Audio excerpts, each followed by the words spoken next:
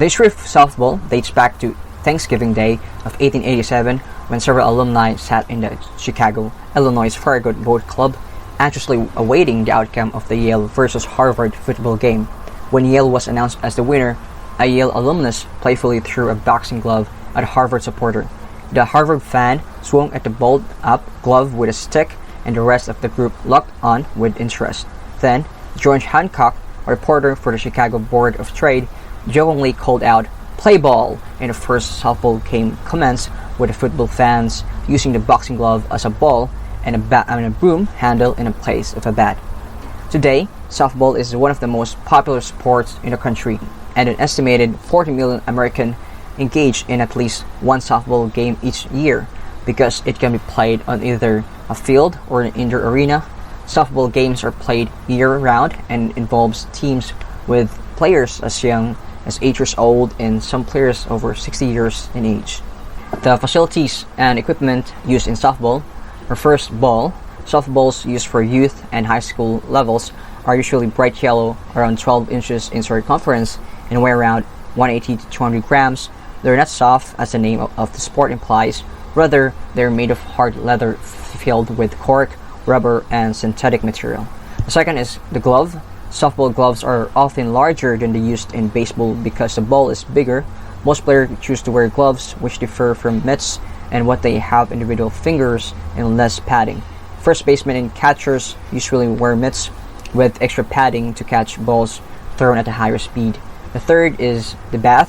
Youth softball bats are generally the same as youth baseball bats. They're made out of wood, aluminum, or composite materials. Adult softball bats, however, are generally longer with a smaller diameter, and the barrels are less stiff than their baseball counterparts. A bat must be as long in inches as it weighs in ounces, and the weight cannot be any more than 3 ounces less than the number of inches in its long. In appearance, softball bats have thinner, more tapered handles than baseball bats. The fourth is batting helmet. The most important piece of safety equipment in softball is the batting helmet. Constructed of rugged, durable plastic and foam, softball helmets help to distribute the forces of any ball that strikes the batter's head. Differences between baseball and softball helmets include optional high-wire face guards and ponytail channels for female athletes. The fifth is sliding shorts and sliders. Sliding shorts are padded upper thigh synthetic compression leggings that protect the athlete when sliding into a base. Sliders resemble shin guards and protect the shin and calf from injury when sliding. And the last is the catcher's equipment. Softball catchers must wear helmets with face guards and throat protectors, body protection like chest protectors, and shin guards that reach up above the knees. Failure to wear fully body protection while catching can result in serious injuries. For the facilities, the bases in softball are 60 feet apart, whereas baseball bases are 90 feet apart. The distance from the home plate to the outfield fence differs too, with softball fields usually being no more than 250 yards, while the baseball fields are usually over 200 feet. So the softball fields are regulated playing fields for the sport of softball. A variant of baseball, softball is played with a larger ball and a faster pace due to the shorter distance on the field. In softball, the center field, right and left fences must be 250 feet or 76.2 meters from the apex of home plate. The bases on a softball field are spaced 60 feet or 18.3 meters apart, measured from the apex of home plate to the furthest corner of first and third bases, and from the same furthest corner of first and third to the center of second base. The pitching distance from the front of the pitching grabber to the apex of home plate is set at 50 feet or 15.2 meters. There are 3 types of softball play: the fastball, slop pitch, and orthodox. All 3 of these words can be used to describe different types of softball played, although each type use bats, balls, and gloves and require players to run the bases. So the main difference between them lies in the pitching. So the first is the fastball. In fastball, most pitchers use a windmill motion, or the hands of the pitcher start in the front of their body and then throw the ball in a complete circular 360-degree rotation prior to the release to get it straight across the home plate. Ball speeds in fastball can reach up to 80 miles per hour, and the batter has very little time to react to the pitch when swinging. Second is the slop pitch. In slop pitch, the pitcher slowly releases the ball between their hip and knee and lobs into the air, usually 6 to 12 feet high, so it will land on or close to the home plate. Because of these slower pitching speeds, the batter in slop pitch has much more time to set up, react to the pitcher's pitch, and send the ball as far into the outfield as possible. Lastly, with Orthodox Softball, the pitching motion has been adapted or modified so that the pitcher throws the ball in an underhand motion and releases it much like how a bowling ball is released, so that it moves straight across the home plate. Orthodox Softball strikes a balance between the slower pitching speeds of slop pitch and the faster pitching speeds of the fastball. These are the position players in softball.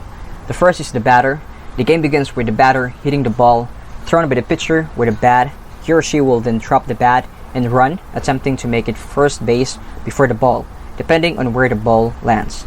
The second is the pitcher. The pitcher usually pitches from underarm, and the ball should pass through a strike zone.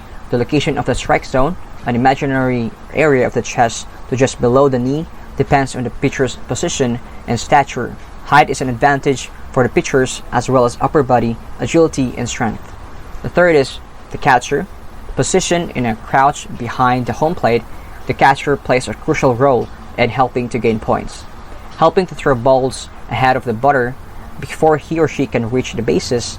The catcher also catches balls fielded from third base. A catcher must also call pitches and communicate the number of outs, strikes, and whatever is going on at the home base to the rest of the players. The fourth is the first baseman. The first baseman of each team will stand at the first base to the right of the pitcher. He or she will catch throws at first base in order to prevent the other team from scoring. The fifth is the second baseman. The second baseman may catch balls at a second base, as well as help the first baseman, or even throw balls to the pitcher to help eliminate the opponent. Depending on where the ball ends up, second base players are commonly right-handed. The sixth is the shortstop. The shortstop stands between the second and third bases and is responsible for balls that end up in that area. In fact, most balls actually do end up there. The shortstop has many responsibilities, including catching and fielding, and is a very versatile and agile player. This is perhaps the most difficult position on the field. The seventh is the third baseman. The third baseman has to catch the hits that land around his or her area, in addition to their most important responsibility, to throw the ball, if they get it, to the catcher before the opponent reaches the home plate. The eighth and the last is the outfielders. There are 3 outfielders, and their positions are called right fielder, center fielder, and left fielder. The outfielders are positioned outside the area marked by the 4 bases infield square, with the right one standing closest to the first base. Their job is to catch and throw the ball that fly out of the infield, backing up their teammates as the bases. Because of their distance from the rest of the game, outfielders are usually strong throwers. There are 5 basic skills in softball. The first is catching. Catching is an important defensive skill. Fielders can get a batsman out by catching the ball, provided it does not bounce first. The second is hitting. In order to hit a ball well, a batsman needs to have a good hand-eye coordination and be capable of responding quickly. Once players develop these skills, they can begin to choose the area where they want the ball to land to avoid the fielders. The third is throwing. Underarm pitching is mandatory in softball, but players still need to be capable of throwing the ball with speed and accuracy. This helps to prevent the opposing team from scoring runs. The fourth is fielding. Good fielders support the pitcher and respond quickly, whether the ball comes to them from the air or rolling along the ground. They need to have an idea of what their next move is after getting the ball. For example, knowing exactly which base to throw the ball to in order to get the batsman out. The fifth is moving between bases. Moving between bases swiftly is the only way that the team can score runs. As the batsman moves, he or she needs to be aware of what else is going on in the game and the location of the other team's fielders. The rules and regulation in softball. First is the field regulations. Softball fields have 4 bases the player can run or protect when playing offense or defense. These bases are positioned for batters to run counterclockwise from home base to first, second, and third base in succession. Spacing between bases differs by the league, but in general, bases are placed roughly 60 feet apart with the inner diamond of the softball field. The field area inside the base diamond is called the infield. The field or outside the bases is called the outfield. A foul line extends on both sides of the field from the home plate line straight through the first and third base into the outfield. This foul line marks the boundary for the batted softballs to be considered in play. Typically, a fence or outing limiting line marks the area behind the outfield to designate official home runs. The second is the player rules. Every softball team has 10 players, although some leagues do permit teams to play as few as 8 players. Softball requires 2 teams to play against each other, alternating batting or offense and fielding defense positions on time each inning. The infield consists of the catcher at home plater, the pitcher, and one base defender at first, second, and third base. A shortstop is positioned between the second and third base. The outfield defensive position include left fielder, center fielder, right center fielder, and right fielder. The third is the game rules. Each runner must touch the bases in order when advancing through the bases. Runners are not permitted to leave the base before a subsequent batter hits the softball. The batter is allowed to run past first only after tagging the base, provided they are not showing intention to continue running to a second base. This rule is allowed because many runners can't stop quickly after running at top speed from their batting position at home base to first base. Runners must tag each base bag and are not permitted to run past second or third.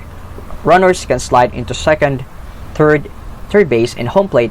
Stealing from one base to another is not allowed, except in some fast pitch leagues. The fourth is batting rules. A batter is allowed 3 strikes for each at-bat before being called out. However, softball leagues try to save time during games, and as a result, almost all leagues have 1 out rule for every play coming to bat. This means each player really only has 2 outs per at-bat. Fouls are considered strikes unless a player already has 2 fouls. Pitchers must also keep 1 foot on the ground when pitching the softball. Lastly is the time frame. Some leagues set time limits for the entire game that typically consist of 1 hour of official game. General softball rules require a total of 7 innings, although this can differ among youth leagues. Adult leagues often have a mercy rule, which allows any team losing by a set amount of runs to have 5 at-bats while ending the game early to prevent too much scoring disparity. The gameplay in softball. The batting team decides on a batting order and the first batter steps up to the home plate. The pitcher throws the ball to the batter using an underhand throwing motion, then the batter attempts to hit the ball. The batter's goal is to successfully hit the ball into fair territory and run around as many bases as possible. The 3 most common ways to get a batter out are as follows. First, a batter gets out by hitting the ball up in the air so that the fielder is able to catch it before it hits the ground. This makes the batter out. Second, by swinging and missing the pitcher 3 times also means that the batter is out. Or 3, if the batter hits a ground and is tagged by a fielder with a ball while running between the bases, this also means that the batter is out. Once the batter hits the ball into fair territory, they must run to at least first base without getting out. The batter can try to run to more than 1 base, but they must stop on a base without being tagged out to be safe. At this point, the next batter steps up to the plate and takes their turn. Once the fielding team manages to put out 3 batters or base runners, the top of the first inning is over during the second or bottom half of the ending. The teams switch positions so the fielding team gets a chance to bat. Gameplay continues this way for 7 innings, and the team with the most runs after 7 innings wins the game. The officials' hand signals in softball. The first is "do not pitch." It is performed by the right arm straight out front with palm outward and fingers up. This signifies "do not pitch" or the ball is dead. This next one is the play ball. Pointing with the right hand index finger while facing the pitcher signifies play is start or be resumed, and simultaneously umpire calls play. The next one is foul ball, timeout. Both hands open above the head signifies foul ball, timeout, or ball is dead immediately. RD, strike out, dead ball. First up and then out away from the body. Coordinate a verbal call, he is out, or strike, with the hammering action of the closed fist. E is infield fly. Index finger of the right hand is held above the head, signifies infield fly. The F is double tag rotation. Bump both fists on top of each other with the index finger of the right hand extended. G is safe. Coordinate verbal call safe. Signal was also used for drop balls in the outfield and to determine if a batter's checked swing was legal. The H is fair ball. Point toward the fair ground with the index finger, no verbal call. The I is foul tip. The palm of the hands glance of each other as they pass above eye level, followed by a strike call. The J is count. Left hand indicates balls followed by the number of strikes thrown on the right hand, verbally give count. The K is the time play. Place 2 fingers of the right hand on the left wrist as if on the top of a watch. This signal will only be used in 2-out situations, where a time play involving a potential run is likely. The L is correction rotation. In a 3 or 4-man mechanic, the umpires indicates to their partners where they're rotating to a specific base for coverage of anticipated play. The umpires points with both hands in the direction of the base that they are moving toward. Lastly, the M, or the information available, gives the game umpire. It means the game umpire is indicating that he or she has some information that is relevant to their partner by tapping 2 times over his or her left chest. The scoring system in softball. In order to score a run in softball, a player on the batting team must safely advance around all the 4 bases. The bases are numbered in corresponding order as follows: first base, second base, and third base. The last base is called the home plate. The bases form a diamond shape, and the softball field is commonly referred to as the diamond. A player starts their journey around the base path, batting at home plate. The way of scoring in softball is when the offensive team gets a hit, it makes it easier for the base runner to advance bases. Multiple hits in a single inning usually results in a player crossing home plate safely and generating a run for their team.